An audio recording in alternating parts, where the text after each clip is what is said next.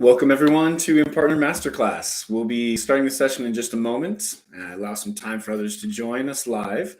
But in the meantime, drop into the chat where in the world you are joining us from. I'm coming to you live from Draper, Utah, the proud home of Zach Wilson for all you New York Jets fans out there.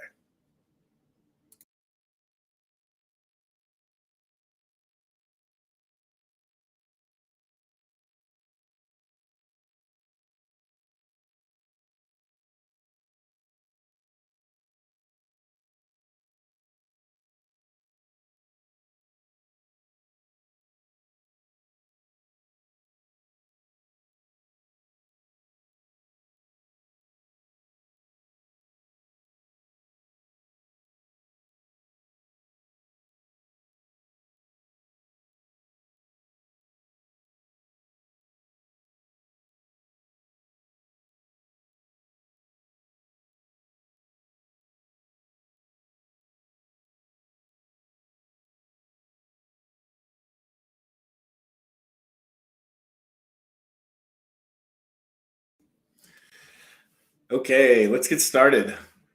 Welcome to MasterClass, everybody. I'm your host, Trevor Burnett, and in case you don't know me already, I love to sneak 90s pop culture references into conversations and presentations randomly.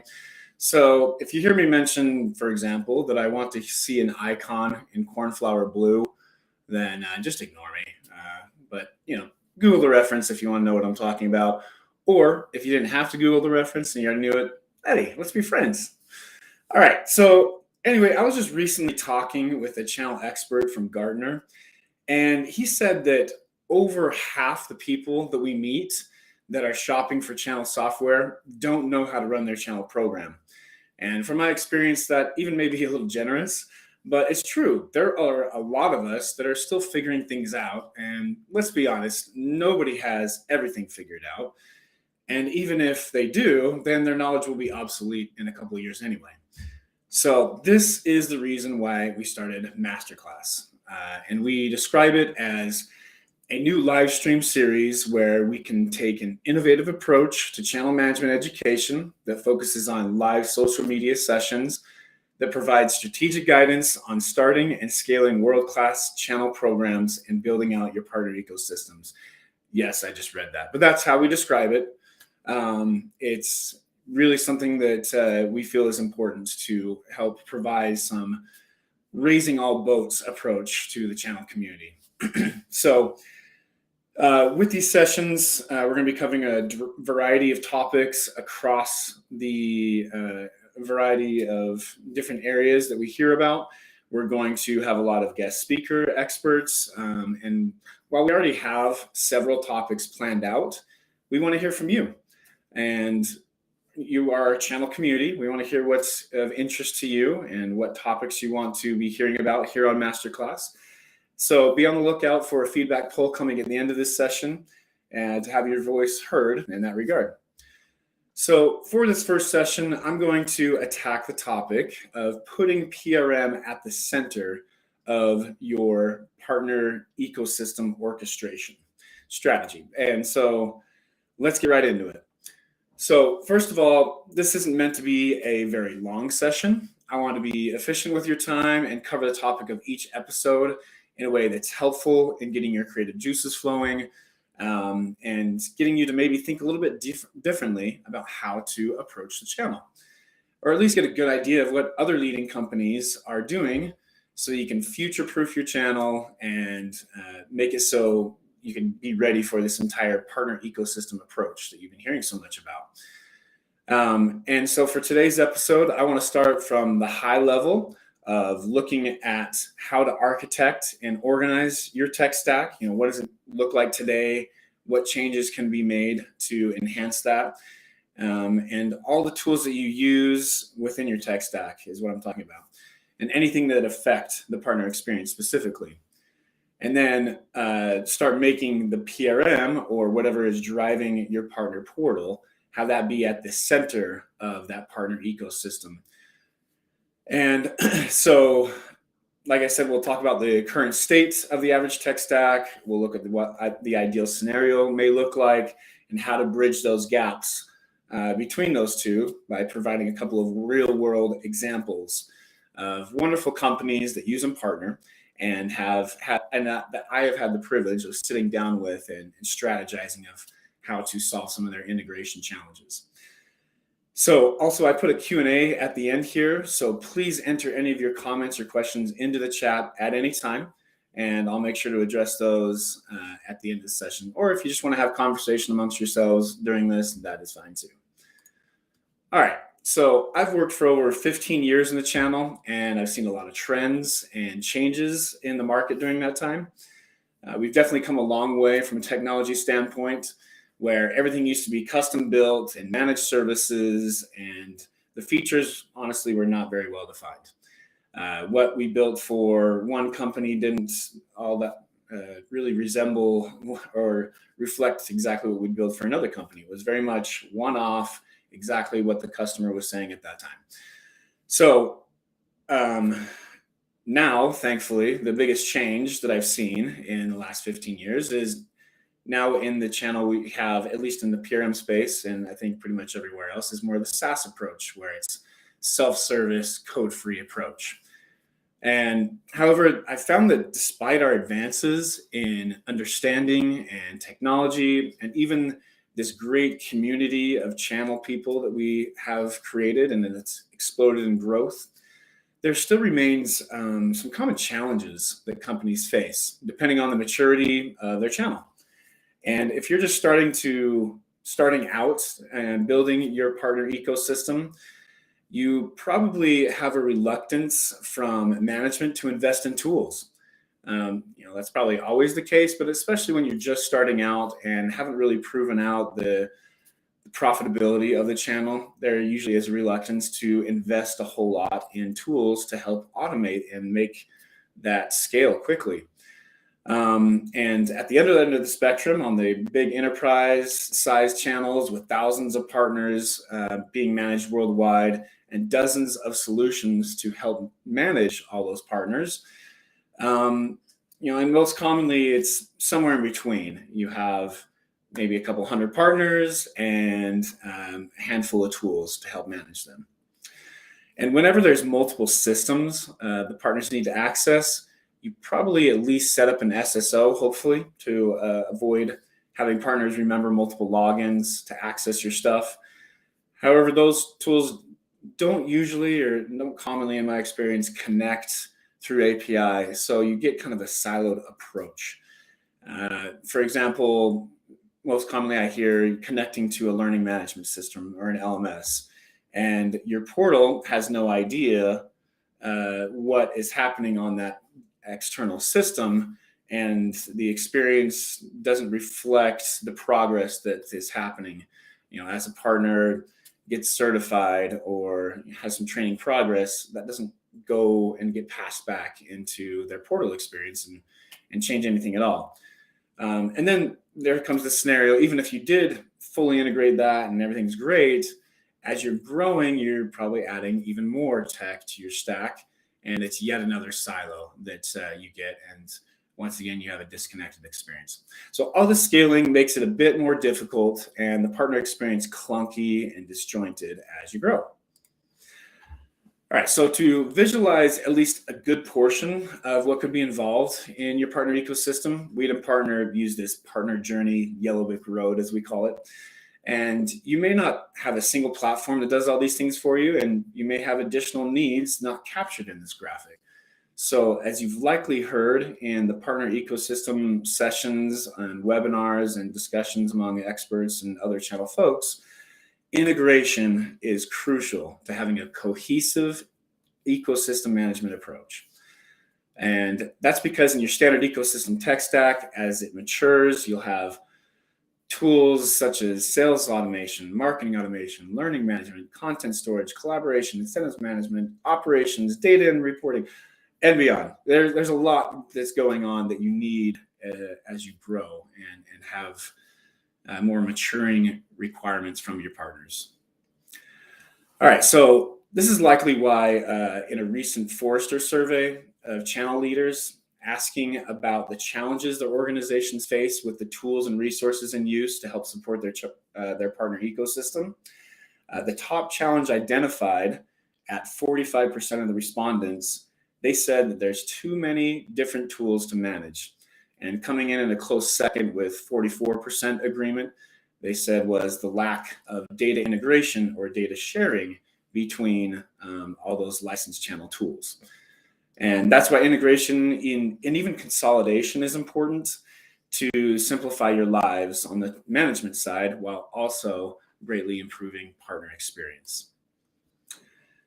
So a common theme that you'll hear from me and many analysts and channel experts and consultants is making the partner experience, or PX as I call it here, but making that the number one central focus is absolutely critical. And it creates a competitive advantage if you can do it right. And assuming for a moment that all things are mostly equal with your competitors from a product side, and I know you're selling the best thing that there is and everybody should just naturally want it. But assuming for a moment that your partners view all the vendors they work with as mostly equal and making it easiest to work with you versus your competition by providing the best partner experience with your portal is a great differentiator. So it's how you can really stand out. So if we make partner experience the central focus when thinking of how a partner should work with you, then what makes the most sense is taking a single pane of glass approach, a true centralized portal, and give your partners access to all the tools and content, etc., within that portal, and not making them log in into a disjointed experience and making it hard to find things. So that means you need to make PRM, which is generally the engine behind your partner portal, make that the center of your partner ecosystem. And that, of course, means choosing a PRM that has solid integration capabilities becomes very critical. And your PRM should be able to provide a login to access all your tools, a single login, I should say. And we already have 100 sticky notes around our monitors, very secure. IT has headaches over this. But we don't need to add yet another password sticky note for our partners. One is enough. You don't want to have additional and make it harder to work with you by logging into disparate systems. Should be that single login and all the tools connect into that. So that's an absolute must. But don't stop there. Make your own life easier by having all the data funneling into the PRM. Single sign-on is just one small piece of the integration picture. It's just to provide access and logins to all the systems, but it's not passing the data unless you're doing some API connection there. So not only is it the benefit of easier management and data integrity on your end, but you can influence the partner experience to be more fluid. And like the common example of the LMS, like I was talking about before, so it should affect the partner experience in some way if I, as a partner, log in and have some training progress or get certified. As soon as I go back into the portal, first of all, I shouldn't feel like I'm going back. I should be still within the portal. But as I return and do anything else, there should be some update or some recognition that, hey, I have advanced my knowledge and that time was well spent in doing so, in getting trained. So, however, these third-party tools like an LMS and getting them fully integrated into your portal is usually no small project, unfortunately. You have to think about what data should be passed, how often, and what influence it should have on that partner experience, what should change. So that entails some additional costs, some professional services, engagement, and probably takes at least several weeks before you can roll it out. So it definitely takes some time and resource dedication there. And you'll have to do some analysis of whether the time to value is worth it in many cases. But I would argue that usually it is worth it to bite the bullet and make the process automated and integrated for the good of both scalability and your overall partner experience. Luckily for Impartner customers, there's now the ability to leverage custom objects and workflows to greatly reduce both the time and cost of setting up these data and process integrations. So I'm going to go through a couple of real-world examples of some customers that I've worked with here. And speaking of custom objects, we just did a press release. I think it's going out this morning, or it may have already, but it's talking about the full release of something we've had in beta for a little while. So like I said, I'll talk through a couple of recent examples where I've worked with companies that had integration challenges with their disparate tools.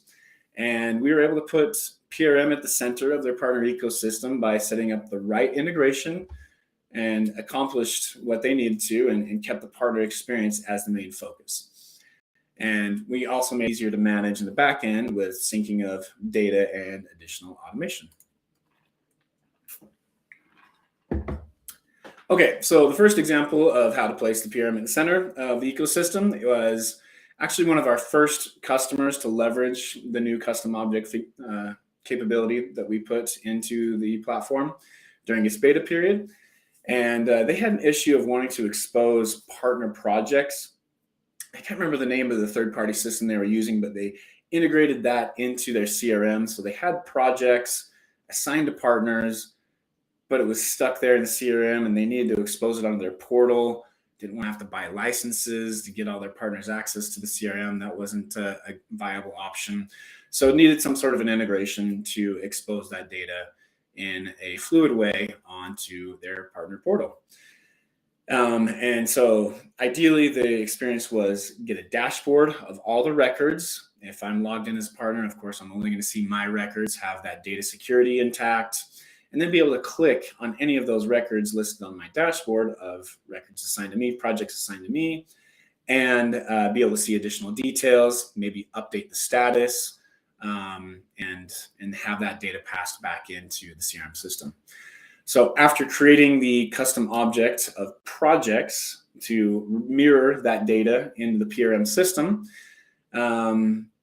they used our CRM sync tool and mapped the data, and then used dynamic forms to create that partner experience UI on the portal there, so they could have the dashboard and then the details form to see all the information there. And so what used to be several weeks of calls with developers, custom coding for the API and UI setup, etc., now it took a 1-hour call to walk them through this new functionality and train them of what is now available with a code-free environment, and how they were able to manage it themselves and set up everything together. And all it took was some clicks followed by some tears of joy.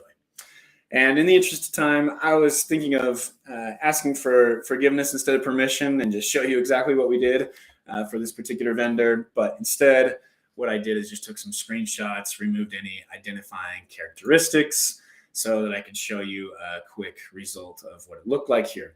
So as you can see, I have the logo removed, but the idea is, you have your standard menu options of all the tools they have for their partners. But here for this particular partner, this is just a test record here, but we had 3 projects assigned to this individual, and then you could click on any of those projects and bring up the full details. Mostly everything was locked down to read only. That was just an option they wanted, but it had a couple of fields there to update the status, so the partners could keep the vendor apprised of everything that's going on with that specific project. And then since it's now in the central location of the PRM, could leverage the workflows so that email alerts could be sent from the same location that all the other portal emails are sent, and all that data goes right back into the CRM. And data integrity is intact, and all systems are on the same page. Yeehaw.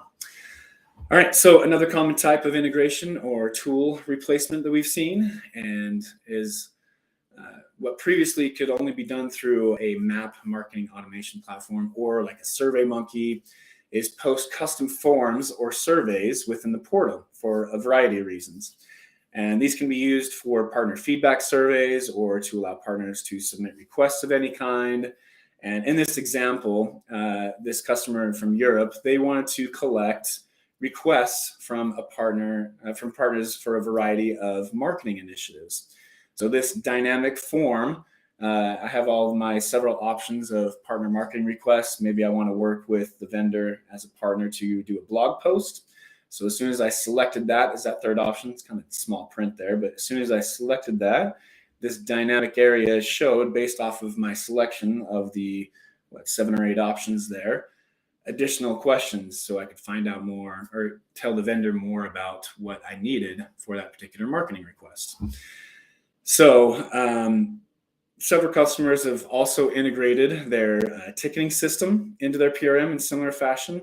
And so I copied across into our Brighton demo portal a common example that we have of that use case of, hey, I'm using Support Cloud, or I have Zendesk, and I need to connect that into the portal. Great, let's just mirror the data again into the custom objects of PRM, sync it up, and then it can easily display and trigger workflows as needed directly from the system there. So I've had to just highlighted just a couple of examples, but the possibilities are truly endless. And here's a few more actual use cases that our customers have solved with the custom objects of Impartner. And again, the idea is that these tools and processes were provided through third-party solutions, and now they can be fully integrated into the PRM platform and partner experience for that ideal scenario for a fully integrated solution.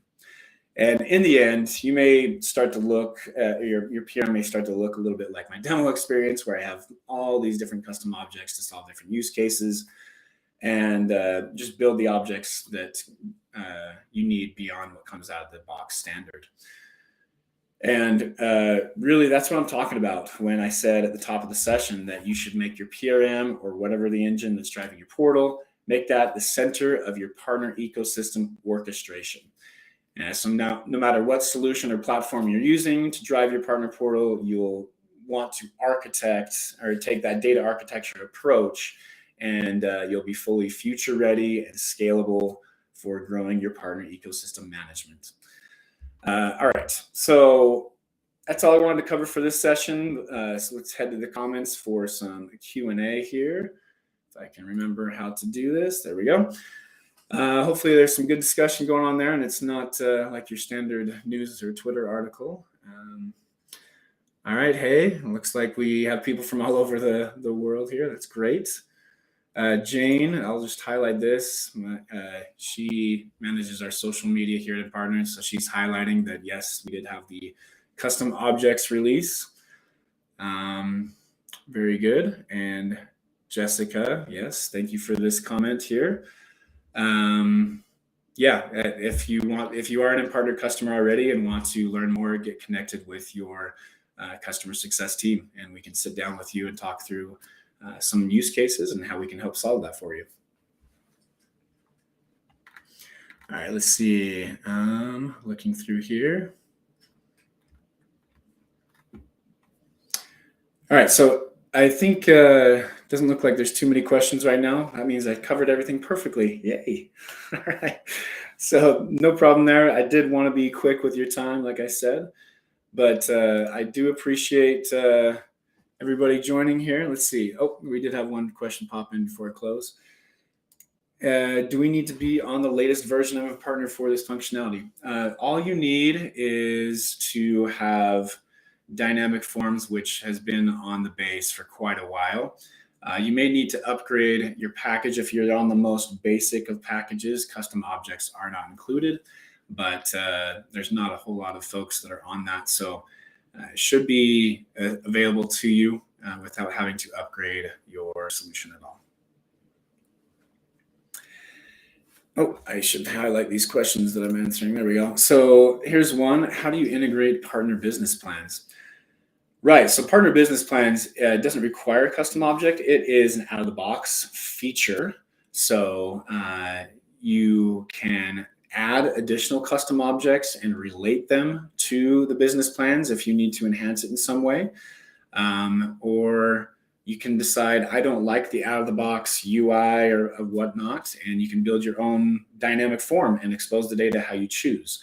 So that's really the approach, is the custom objects is filling in the gaps of anything that doesn't come out of the box. It doesn't quite stretch to fit what you want.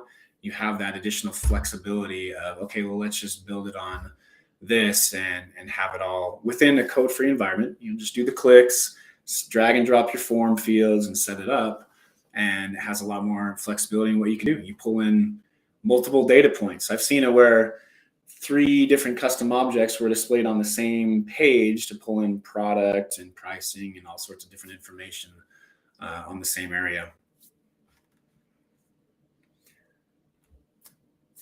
All right, so we'll go ahead and close the Q&A for now, but please, if you have additional questions, reach out to us.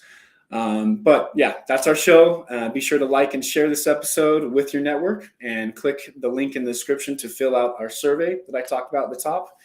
And we want to hear about your experience today. We want to be able to enhance and get better with each one of these episodes. And all the episodes that we record will be featured on the Impartner YouTube page on our website. And if you haven't already, please register for our next episode. It's happening Monday, December 19th. We're going to put it a little later in the day. I don't want to have coffee this early in the morning, so we're going to have it a little later for our West Coast folks. But next time I'll be joined by a colleague and TBD colleague. We're still arranging that resource, but we're going to be talking about getting clear ROI from your MDF program. So until next time, this is your host, Trevor Burnett, reminding you to help control the pet population and have your pets spayed or neutered. Goodbye, everybody.